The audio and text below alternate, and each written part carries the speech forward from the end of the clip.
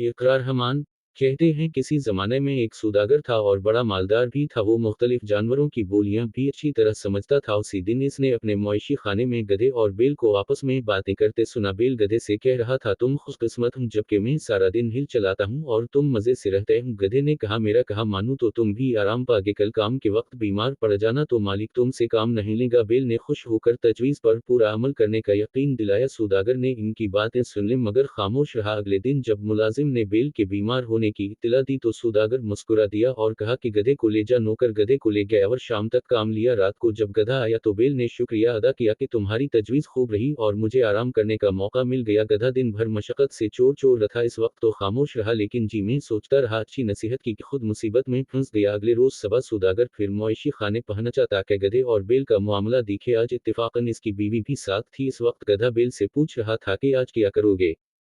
बैल ने कहा, आज भी मैं बीमार हूँ। गधे ने कहा, नहीं ऐसा गजब ना करना, मालिक कह रहा था कि अगर बैल तंदुरुस्त ना हुआ तो उसको ज़बह कर दिया जाएगा। सलाह बेहतर यही है कि आज काम पे जा वरना जान को खतरा है। सौदागर ये सुनकर हंस पड़ा। इसकी बीवी ने हैरान होकर पूछा, आप क्यों हंसे।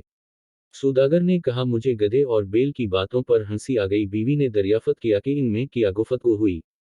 सौदागर ने कहा, ये एक राज है, अगर जाहिर कर दिए तो मेरी जान को खतरा है। बीवी इसरार करने लगी और कहा कि तुम बहाने बनाते हो, इधर सच बात नहीं बताई तो मैं अपने आप को कत्ल कर लूंगी।